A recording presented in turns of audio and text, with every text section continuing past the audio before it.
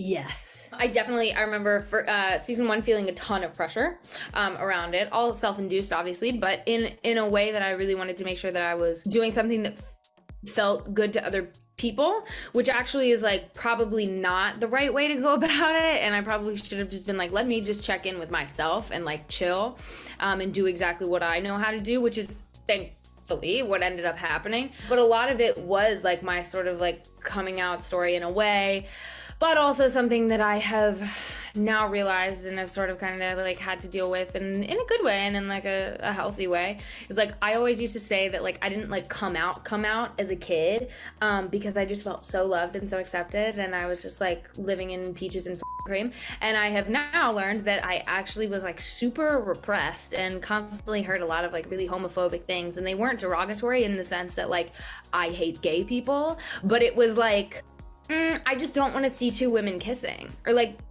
they should just pick a side, or like it would be so much easier if you married a man. Do you know what I mean? But it wasn't so overtly, I don't like gay people, do not be gay, Renee, that I was like, oh, well, nobody around me is homophobic. Like, I actually must be fine. So then I never ended up coming out to a lot of my friends, and I would just kind of like casually do it. And so this was sort of like a very liberating, like carefree way to come out and inherently be accepted because it's written.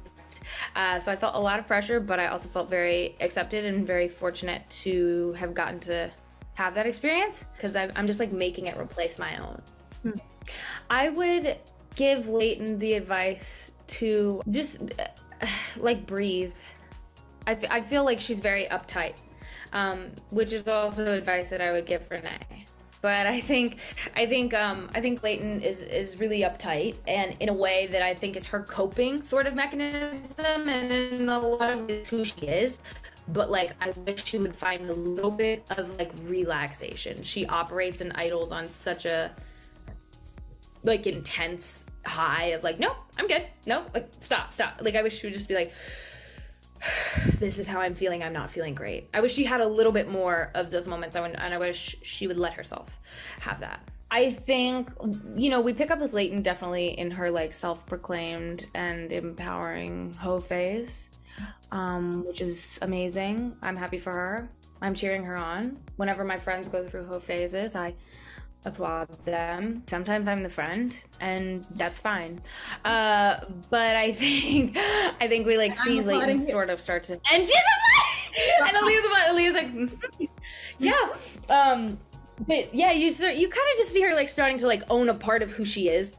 And in the first few episodes, you see her be like a little afraid too, which makes complete sense. And I thought it was also interesting because like the first time she's afraid to, she looks over and like glances at a group of boys and then looks back and is like, no, thank you. And I actually kind of liked that, just because I feel like I probably really resonated with that as a kid, of being like, ooh, wait, but like male approval feels so good. Stop, you know?